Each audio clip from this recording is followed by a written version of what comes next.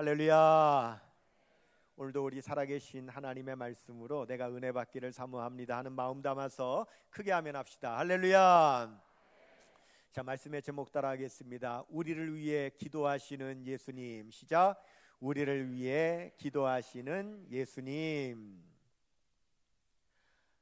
마음이 지쳐서 기도할 수 없고 눈물이 빗물처럼 흘러내릴 때, 이렇게 시작이 되어서 마지막에는 누군가 널 위해 기도하네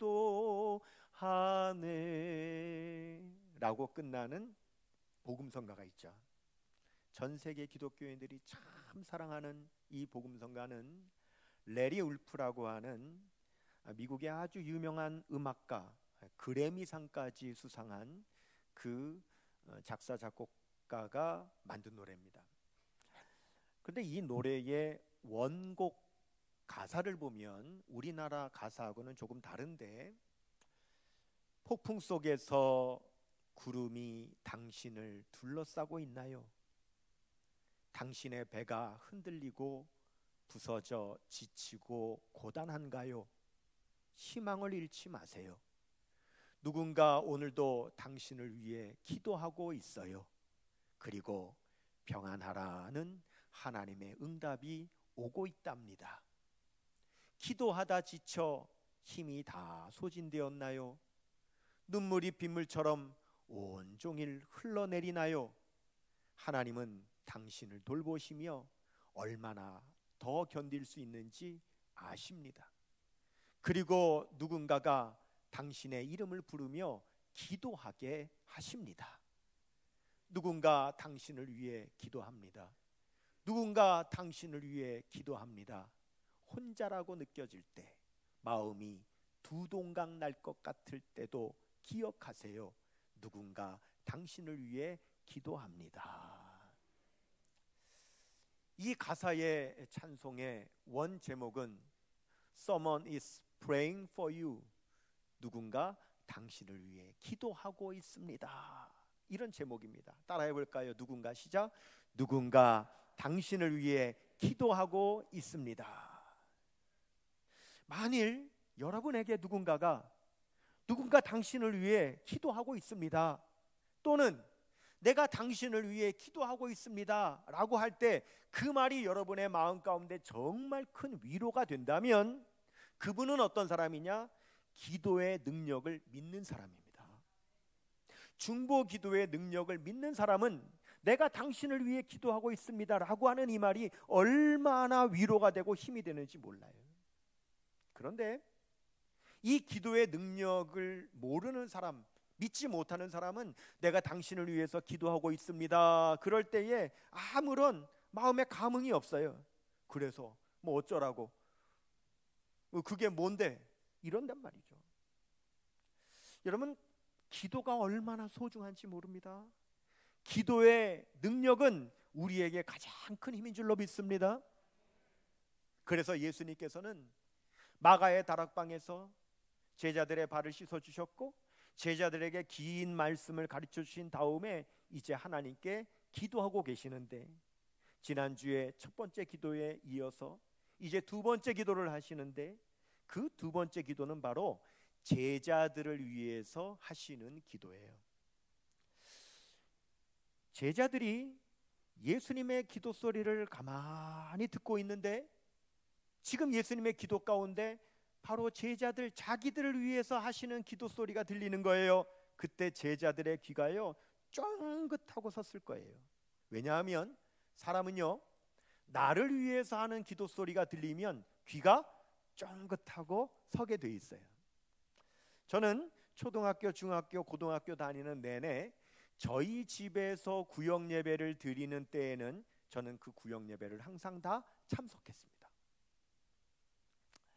제가 신방을 지금 이제 가잖아요. 교인 가정에 가면은요, 그 집에 사춘기 자녀가 있잖아요. 담임 목사가 와도 안 나와요. 그래서 엄마가 야, 목사님 오셨어. 나와서 인사드려. 그러면 그제서야 삐쭉 나와가지고 안녕하세요? 이런 또 쏙 들어가 버려요. 그리고 갈 때까지 문 닫고 안 나와요. 그런데 나는 사춘기 때 우리 집에서 구역 예배를 드리면 신방으로 오면 다 드렸어요. 다 참여했어요. 물론 사춘기인 저에게 그 구역 예배가 쉬운 것만은 아니었어요. 구역 예배가 참 힘들었어요. 그런데 그 중에서도 더 힘든 건 구역장님 기도 시간이 제일 힘들어요. 구역장님이 기도를 하면 구역원들 이름을 다 불러가면서 기도하는 거예요. 그 집의 사정 하나하나를 다 불러가면서 기도하는 거예요. 아무개 성도님, 내 아이가 이번에 시험을 보는데 시험에 합격하게 하여 주시옵소서. 그 집 시어머니가 지금 편찮아서 병원에 입원해 계시는데 낫게 하여 주시옵소서. 하여간 이름을 하나도 안 빼놓고 다 기도하는 거예요. 그 기도 소리를 다 듣고 있으려면 얼마나 지루하고 힘이 든지 몰라요. 그런데 그게 한 번으로 끝나는 게 아니에요. 그 다음에 설교 마치면 구역 강사님이 똑같이 한 번 더 하는 거예요. 그런데 그 지루한 기도 소리를 듣다가도요, 그 구역장님이 내 기도를 시작하면 귀가 쫑긋하고 서는 거예요. 왜? 나를 위해서 뭐라고 기도하시는지에 대해서는 귀 기울여 듣게 되는 겁니다. 저는 어려서 이미 깨달았어요. 우리 집이 아니라 다른 집에서 구역 예배를 드려도 거기서 나를 위해서 기도하신다라고 하는 것을 저는 어려서 이미 알았어요. 천국의 은행에 가면 우리의 기도 통장이 있는데 우리의 그 기도 통장, 나의 기도 통장에는, 저의 기도 통장에는 내가 입금하지 않은 기도가 나의 기도 통장에 얼마나 많이 쌓여 있는지 몰라요. 사람도 이렇게 내가 드리지 않은 기도가 내 기도 통장에 이렇게 많이 쌓여 있을진데 우리 예수님께서 지금 제자들을 위해서 기도하시는 거예요. 그 제자들은 예수님의 12제자뿐만 아니라 오늘 저와 여러분 우리도 포함되어 있는 기도인 걸 믿으시기를 바랍니다. 여러분이 그 사실을 믿으면 어떻게 되느냐? 지금 귀가 쫑긋 서는 거예요. 예수님의 이 기도를 들을 때에 귀가 서는 거예요. 왜? 나를 위해 하시는 기도니까. 영의 귀가 열려지는 거예요. 영의 귀가 쫑긋 서서 듣게 되는 거예요. 오늘 이 기도가 저와 여러분 우리를 위해서 기도하시는 예수님의 기도라는 사실을 믿으시기를 주님의 이름으로 축원합니다. 그래서 우리 예수님께서 우리를 위하여 기도하시는데 먼저는 어떻게 하시느냐 하면 하나님 아버지께 예수님께서 지금 기도하시는 우리가 누구인지를 하나님께 말씀을 하시는 거예요. 소개를 하시는 거예요. 세 가지로 소개하시는데 첫 번째, 우리가 누구냐? 우리들은 하나님의 소유다라고 그렇게 소개를 하시는 거예요. 9절 말씀 보겠습니다. 내가 그들을 위하여 비옵나니 내가 비옵는 것은 세상을 위함이 아니요 내게 주신 자들을 위함이니이다. 그들은 저와 여러분이죠. 아버지의 것이로소이다. 저와 여러분 우리가요 하나님의 소유다 그렇게 기도하시는 거예요. 두 번째, 우리는 누군가? 우리는 예수님께 영광을 드리는 사람이라고 하나님께 소개하시는 거예요. 10절 봅니다. 내 것은 다 아버지의 것이요 아버지의 것은 내 것이온데. 여러분 여기서 말하는 것은 물질이 아니라 저와 여러분을 말씀하시는 거예요. 그래서 예수님의 소유인 우리는 아버지의 소유고 아버지의 소유인 우리는 예수님의 소유라는 겁니다. 자, 그런 우리는 내가 그들로 말미암아 영광을 받았나이다. 예수님께서 뭐라고 하시느냐? 아버지, 제가 지금 기도하려고 온 이 사람들은 나에게 영광을 준 사람들입니다 라고 그렇게 기도하신다는 거예요. 세 번째, 우리들은 세상에 속하지 않았습니다 라고 우리를 하나님께 소개하시는 거예요. 14절 보시면 내가 아버지의 말씀을 그들에게 주었사오매 세상이 그들을 미워하였사오니 이는 내가 세상에 속하지 아니함 같이 그들도 세상에 속하지 아니함으로 인함이니이다. 이렇게 소개하시는 거예요. 예수님께서 하나님께 우리를 이렇게 소개하신다고요. 여러분, 저는 살면서 참 많은 부탁을 받기도 하고 제가 참 많이 부탁을 하기도 하면서 살아요. 여러분들도 세상 살면서, 인생 살면서 많은 사람들에게 부탁을 하기도 하고 또 부탁을 받기도 하고 그러며 사시죠? 어라? 저 이런 사람 보기는 했어요. 어떤 분이 그러더라고. 목사님, 나는 누구한테 부탁도 안 하고 나는 부탁도 안 받습니다. 여러분, 그런 삶이 좋은 삶이에요? 그런 삶이 좋은 삶이 아니에요. 우리는 인생을 살면서 수없이 많이 부탁을 받기도 하고 또 부탁을 하기도 하면서 사는 거예요. 우리는 그렇게 살아갈 수밖에 없어요. 왜? 여러분, 태어날 때 우리는 스스로 태어날 수 없기 때문에 누가 나를 받아줘야만 우리는 세상에 나올 수 있고, 우리가 세상을 떠날 때 나 스스로 묻힐 수 없기 때문에 누가 나를 묻어주어야만 내가 묻힐 수 있는 거예요. 인생을 살면 도움을 받기도 하고 도움을 주기도 하는 것이요, 부탁을 받기도 하고 부탁을 들어주기도 하면서 살아가는 게 인생인 거예요. 그걸 잘해야 돼요. 그래서 누군가 나에게 부탁을 하든지 내가 누군가에게 또 부탁을 하든지 간에 묻죠. 근데 그 사람 누구예요? 그럴 때 이분이 나하고 정말 가까운 분이에요. 나한테 참 잘해주는 분이에요. 나한테 소중한 분이에요.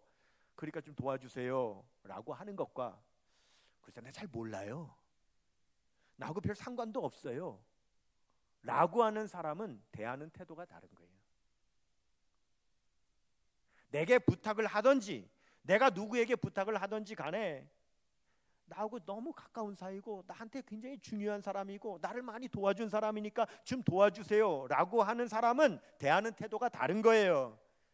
난 몰라요, 나하고 별로 관계없어요. 그럴 때는 여러분, 잘 좋은 태도로 대하지 않아요. 신경 쓰지 않아요. 예수님께서 우리를 하나님께 소개하실 때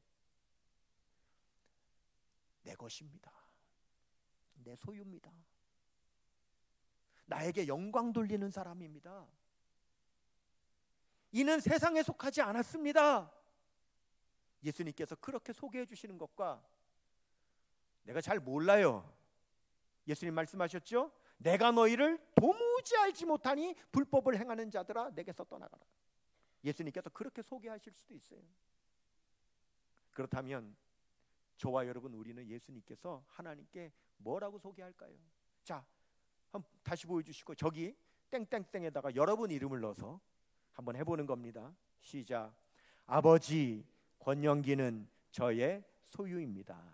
아버지, 권영기는 제게 영광을 돌립니다. 아버지, 권영기는 세상에 속하지 않았습니다. 예수님께서 나를 하나님께 그렇게 소개하실까요? 여러분, 굉장히 두려워해야 됩니다. 예수님께서 하나님께 나를 뭐라고 소개하실까? 예수님께서는 이렇게 제자들을 하나님께 소개한 다음에 제자들을 위하여, 우리를 위하여 기도하시는데 이렇게 기도하십니다. 예수님의 우리를 위한 기도 첫 번째는 하나가 되게 하옵소서, 이렇게 기도하시는 거예요. 따라할게요. 시작. 하나가 되게 하옵소서. 11절 봅니다. 나는 세상에 더 있지 아니하오나 그들은 세상에 있사옵고 나는 아버지께로 가옵나니 거룩하신 아버지여 내게 주신 아버지의 이름으로 그들을 보존하사 우리와 같이 그들도 하나가 되게 하옵소서. 기도하세요. 여러분, 하나가 되는 게 쉬워요, 어려워요? 하나가 되는 게 쉬워요, 어려워요? 어렵습니다. 여러분, 만약 하나가 되는 게 쉬웠다면 예수님께서 하나님께 기도도 안 하셨을 거예요. 왜? 쉬우면 그냥 하면 되는 거예요. 어려우니까 하나님께 하나가 되게 해달라고 예수님이 기도하시는 거예요. 여러분도요, 쉬운 거는 그냥 하세요. 할 수 있는 거 그냥 하면 되지 뭘 기도를 해요. 그냥 하세요. 그러나 우리가 왜 기도하냐? 어려우니까 하는 거예요. 우리 힘으로 안 되니까 하는 거예요. 세상에는 우리 힘으로 안 되는 게 천지예요. 그래서 우리는 하나님께 도와달라고, 하나님 하게 해달라고 우리는 하나님 앞에 기도하는 거예요. 하나가 되는 게 너무 어려우니까 예수님께서 하나님께 우리가 하나 되게 해달라고 기도하신다 이거예요. 여러분, 사람이 왜 이렇게 하나가 되기 어려우냐? 그 7가지 이유가 있어요. 첫 번째는요, 사람마다 보는 관점이 달라요. 여기도 보세요. 지금 다 저를 보는데, 저 한 사람을 보는데도 어떤 분은 저를 보고 어떤 분은 저기를 봐요. 저 한 사람을 보는데 여기 계시는 분은 여기를 보고요, 여기 계시는 분은 여기를 보고요, 저기 있는 분은 여기를 보는 거예요. 사람마다 보는 관점이 다 달라요. 두 번째, 사람마다 호불호가 달라서 선택하는 게 달라요. 세 번째, 사람마다 말이 다 달라요. 사람마다 말을 똑같이 하지 않아요. 하는 말이 다 달라요. 네 번째, 사람마다 이해도가 달라요.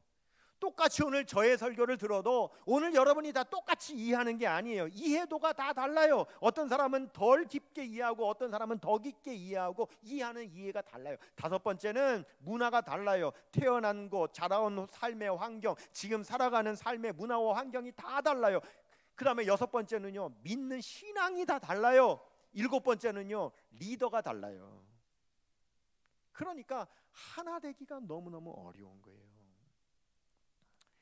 여러분, 창세기 3장에 보면은 그때 지구상의 인구가 몇 명이었는 줄 알아요? 지구의 인구가 딱 2명이었어요. 누구요? 아담과 하와. 딱 2명이 지구 인구의 전부였다고요. 근데 그때에 뱀이 나타나가지고 하와를 유혹해서는 선악과를 따먹고 죄를 짓게 만들어가지고 그 죄가 우리에게까지 유전이 된 거예요. 근데 여러분, 성경을 자세하게 읽어보면, 잘 들어보세요. 뱀이 하와를 유혹해가지고 선악과를 따먹게 할 때, 그때 거기 아담이 같이 있었어요, 없었어요?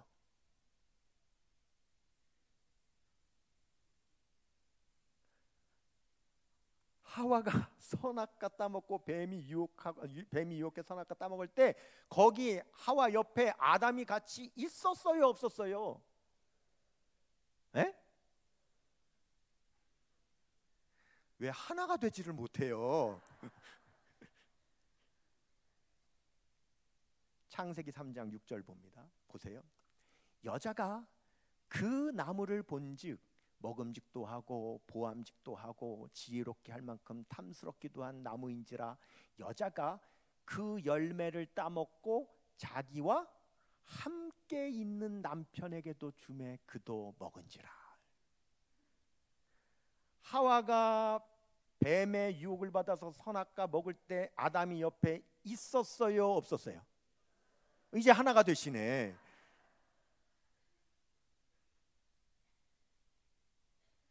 그런데 사실은 신학자들 사이에서는 이 말씀에 대한 해석이 두 가지입니다.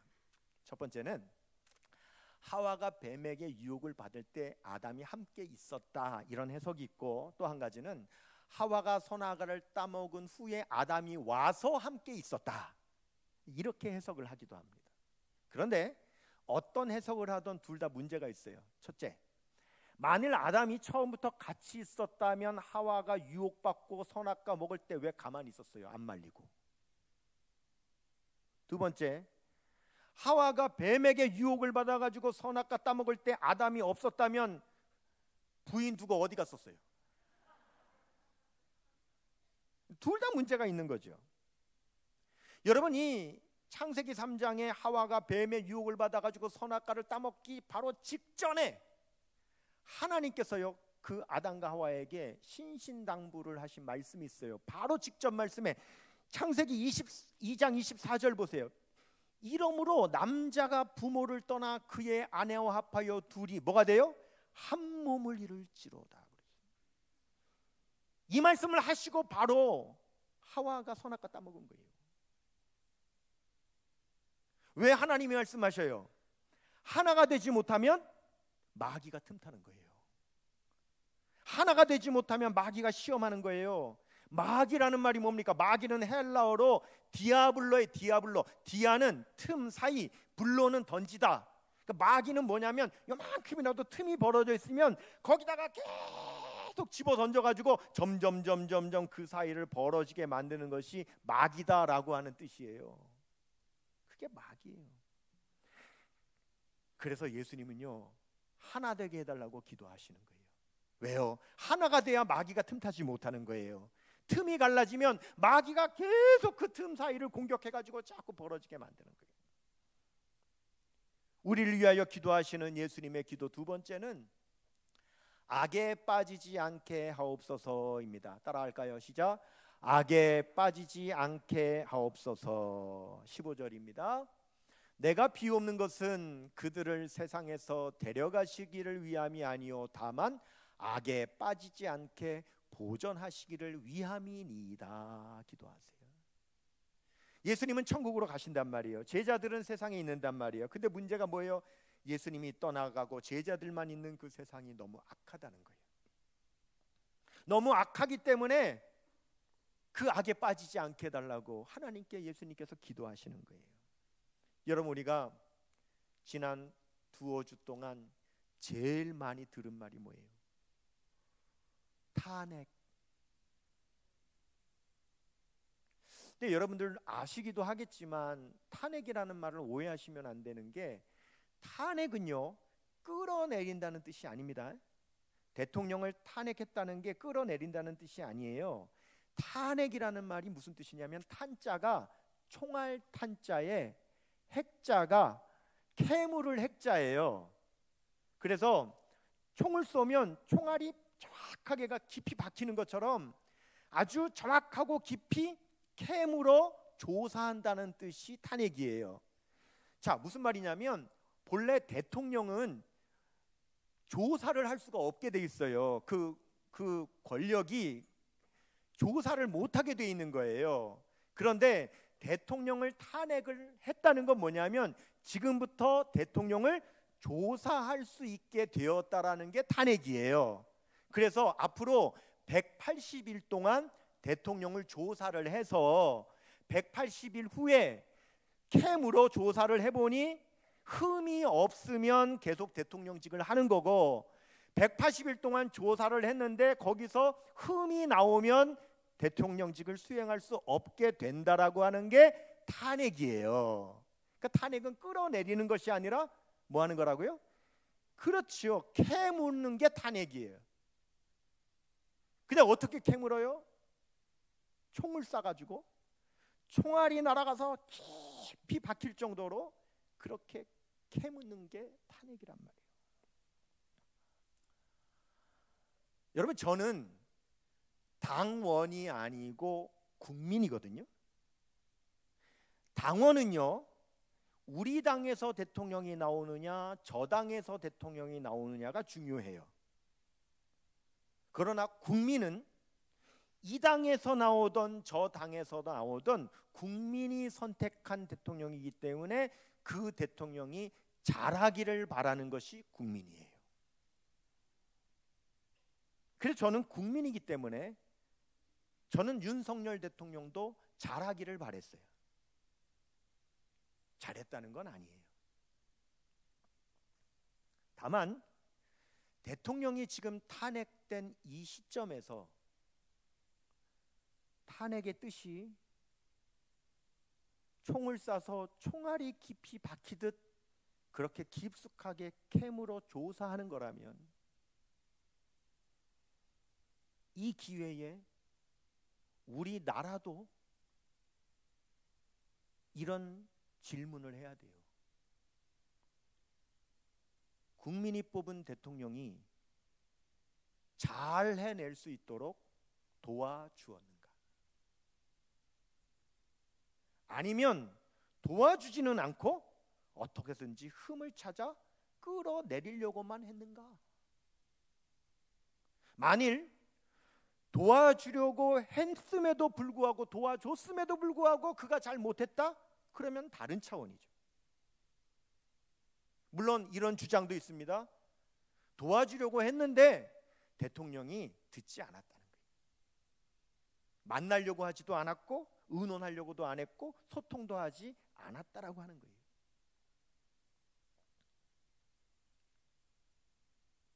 그런데 우리나라가 누가 대통령이 되든 대통령이 되면 국민이 선택한 대통령이니 그가 임기를 하는 동안 최선을 다해 도와주어 그가 나라를 잘 운영할 수 있도록 해주는 그런 분위기여야 하는데, 그런 분위기가 아니라 어떻게 해서든지 끌어내리려고만 하는 그런 분위기라면 앞으로 누가 대통령이 돼도 못합니다.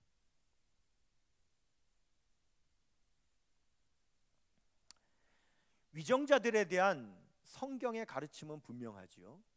디모데전서 2장 1절에서 2절 말씀에 그러므로 내가 첫째로 권하노니 모든 사람을 위하여 간구와 기도와 도고와 감사를 하되 임금들과 높은 지위에 있는 모든 사람을 위하여 하라.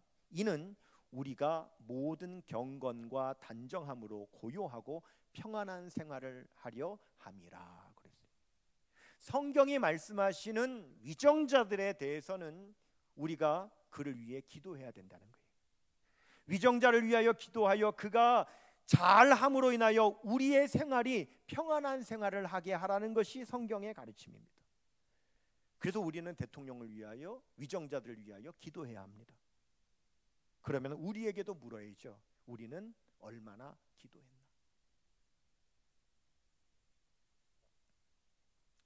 교회도 마찬가지 아니겠어요? 이제 우리가 지난 주일에 사무총회를 마치고 같이 있는 교회, 하나님과 같이, 교회와 같이, 이웃과 같이 있는 교회, 하나님께는 영광이 되는 가치, 성도 간에는 사랑이 넘치는 가치, 이웃들에게는 칭송받는 그런 가치 있는 교회가 되자고 우리가 출발했습니다. 그리고 새롭게 각 모든 위원회와 부서의 임원들이 새롭게 다 뽑혔습니다. 그렇다면 우리 교회가 좋은 교회가 되려면 새롭게 세워진 그 리더들이 한 해 동안 주의 일을 잘 감당할 수 있도록 우리가 최선을 다해서 돕는 교회가 될 때, 기도해 주는 교회가 될 때 우리 교회가 잘 될 줄로 믿습니다. 그런데 흠만 찾으려고 하고 어떻게 해서든지 끌어내리려고만 한다면 누가 돼도 우리 교회가 잘 될 수 없는 거예요. 저는 불의를 눈 감으라고 하는 말씀이 아니에요. 예수님이 분명히 말씀하셨죠. 이 세상이 어떤 세상이냐? 남의 불의는 그렇게 캐물어 찾아내려고 하면서 자기 불의는 어떻게 해서든지 감추려 하는 것이 세상이라고 그랬어요. 내 눈에 있는 들보는 깨닫지 못하면서 남의 눈에 있는 티만 찾아서 뽑으려고 하는 세상이라고 그랬어요. 그런 세상이 어떤 세상이냐? 악한 세상입니다.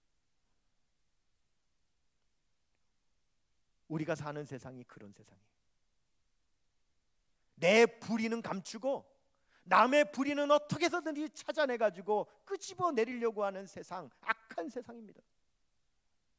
예수님은 그런 세상 가운데서 우리를 보호해달라고, 그런 악한 세상의 악에 빠지지 않게 해달라고 우리 예수님께서 하나님께 우리를 위하여 그렇게 기도하고 계시는 걸 믿으시기를 바랍니다.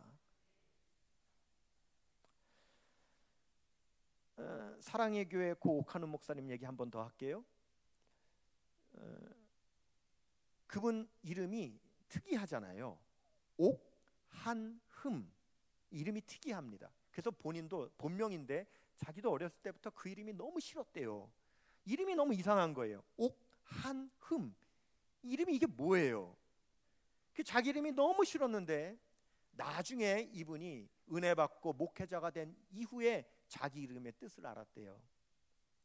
자기는 본래 한없이 흠이 많은 옥인데 예수님을 믿고 예수님의 십자가 보혈이 자기를 다 덮고 나니 하나님께서 나를 보실 때 이 한없이 흠이 많은 옥을 하나님께서는 흠이 하나도 없는 옥처럼 봐주신다.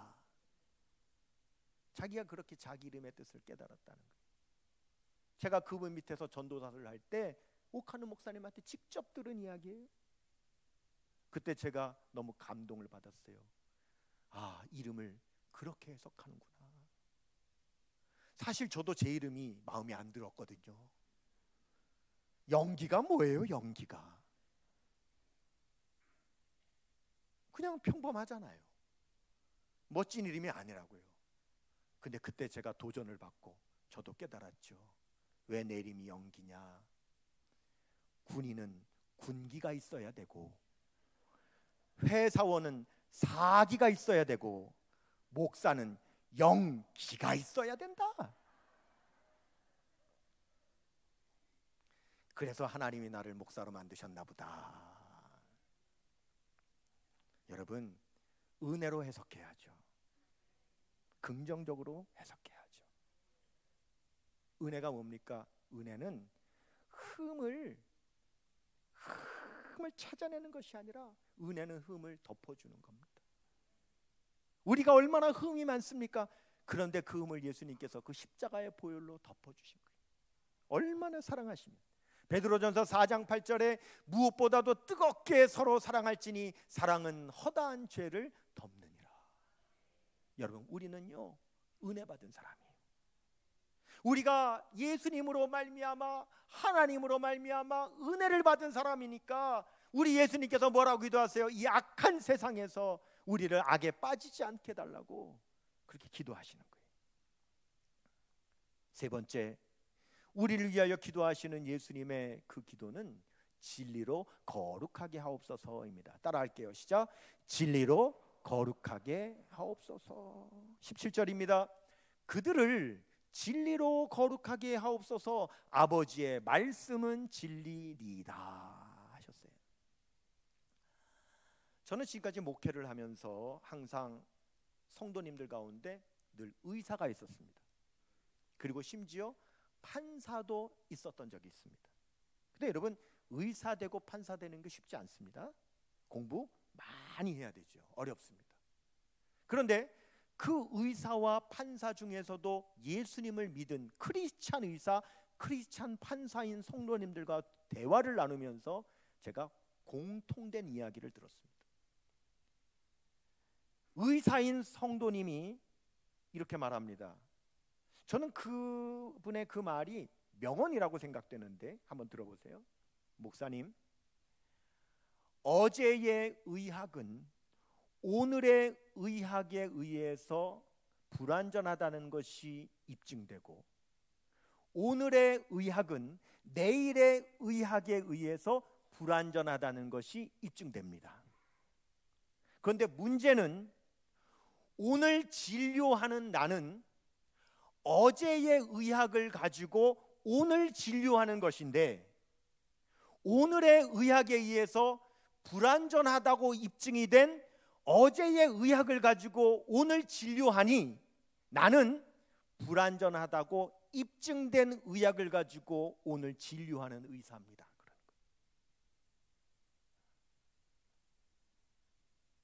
판사도 마찬가지입니다. 목사님, 법은 완전하지 않습니다. 왜요? 계속 개정하니까.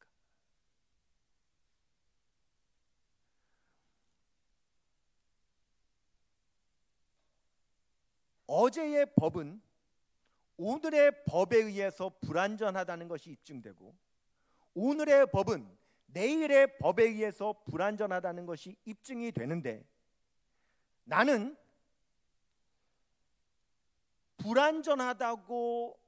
불완전한 법을 가지고 지금 재판을 하니, 잘 들으세요.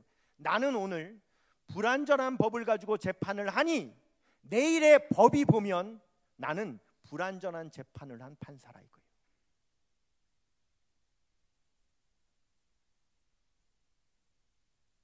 그런데 그 크리스찬 의사, 크리스찬 판사 성도님들이 늘 하는 말이, 그래서 우리는 늘 개정판을 새로 공부해야 된다는 거예요. 늘 새로운, 늘 바뀌어진, 전에 게 잘못됐고 지금이 또 바뀌어진 걸 계속 공부해야 된다는 거예요. 그러면 하는 말이 뭐냐면, 목사님은 성경이 안 바꿔지니까 얼마나 좋냐고, 개정판 성경이 안 나오니까 얼마나 좋냐 이거예요. 맞아요. 이사야 40장 8절 말씀에 풀은 마르고 꽃은 시드나 우리 하나님의 말씀은 영원히 서리라 하라. 예수님은 바로 이 하나님의 말씀, 이 진리로 우리를 거룩하게 해달라고 우리 하나님께 기도하고 계시는 거예요. 이제 우리 처음에 말씀드렸던 그 찬양으로 한번 돌아가 보겠습니다. 누군가 널 위해 기도하네. 여러분, 저는 많은 성도님들에게 기도 부탁을 받습니다. 오늘도 받았습니다.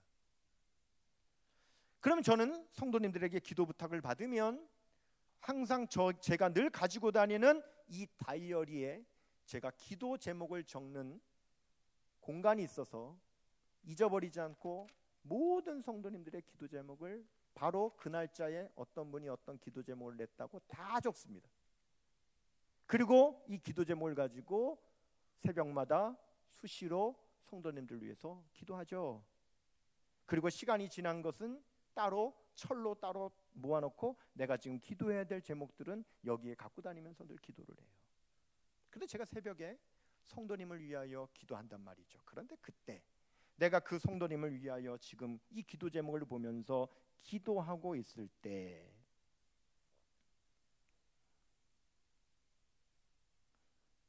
이종복 집사님이 몇 부 예배 드리셨나? 우리 저기 차 썬팅하는 회사 이종복 네, 그렇죠. 3부 드리셨나? 2부 드리셨나? 여기 안 계신가? 2월 18일 다리골절 내가 위에 기도했는데 이종복 집사님 다 낫죠? 다 낫어요. 멀쩡하게 걸어서 예배드리고 계세요. 여러분 보세요. 제가 새벽에 그분을 위해서 나에게 기도 부탁한 분을 위해서 기도할 때 그분이 그 새벽에 목사님이 지금 나를 위해서 기도하고 있다는 걸 알까요? 몰라요. 그리고 누군가가 저를 위하여 기도할 때 그분이 지금 나를 위하여 기도하고 있다는 걸 제가 알까요? 몰라요. 모르지만 분명한 사실은 내가 몰라도 나를 위하여 누군가 기도하고 있다는 사실이죠.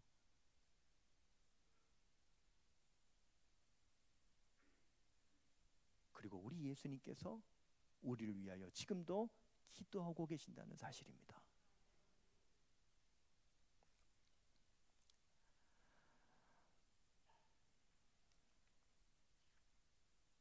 우리는 올해 새로운 사역 하나를 시작하려고 하는데 사역 중에서 뭐가 있느냐? 기저귀 선교라고 하는 사역을 하려고 해요. 기저귀 선교가 뭐냐? 이것은 이제 우리 교회 엘피스 3040에서 이제 하는 사역인데요. 젊은 우리 부부 가운데 출산을 해서 아기를 낳은 젊은 부부가 있으면 그 부부의 양가 부모님이 계실 거 아니에요. 그런데 그 부모님이 예수님을 안 믿으면 그 젊은 부부, 아기 난 그 젊은 부부를 위해서 그 양가 부모님이 다 해줄 수 있어도 해줄 수 없는 게 그 가정을 위해서 기도는 못 해주는 거예요. 그 가정에 새로 태어난 그 자녀를 위해서 양가 부모님이 다 지원을 해줄 수 있어도 기도는 못 해주는 거예요.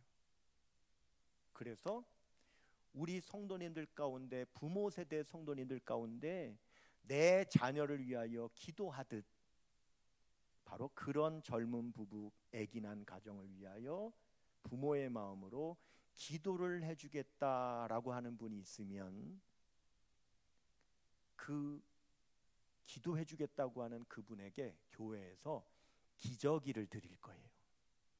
그러면 그 기저귀를 기도해주는 그 젊은 부부, 아기에게 기저귀가 필요한 그 부부에게 선물로 주는 거예요. 계속 기저귀 뗄 때까지 계속 대주는 거예요. 물론 우리 교회는 여러분 아시는지 모르겠는데 아이를 낳으면 제가 정확하게 몇 개월까지는 모르겠는데 한 2, 3년 하나요? 정확하게 모르겠는데 얼마 하죠? 우리는 현재 매월 7만 원씩 그 가정에 기저귀 값을 주고 있어요. 우리 교회가. 그러니까 아이 낳으면 예를 들면 우리 교회도 한 200만 원, 한 300만 원 이렇게 아기 낳은 가정에 우리가 주는 거예요. 물론 그 돈을 한꺼번에 줘야 티가 나는데, 우리 교회도 아이 낳으면 200만 원 준다 티가 나는데, 이걸 그냥 7만 원씩 나눠가지고 24개월, 36개월 이렇게 주니까 티가 안 나서 그러는데, 우리도 그렇게 해요. 그런데 이제는 그냥 그렇게만 할 것이 아니라 그 아기에게 들어가는 기저귀를 그 가정을 위해서 기도해 주는 그런 성도님을 통하여서 그렇게 우리가 기저귀를 선물로 해주는 거예요. 그에게 무슨 말을 해주는 겁니까? 무슨 메시지를 주는 거예요? 누군가 널 위해 기도하네. 기도의 능력을 믿으십니까? 예수님께서 우리 위하여 기도하심을 믿으십니까? 우리도 그렇게 기도합시다.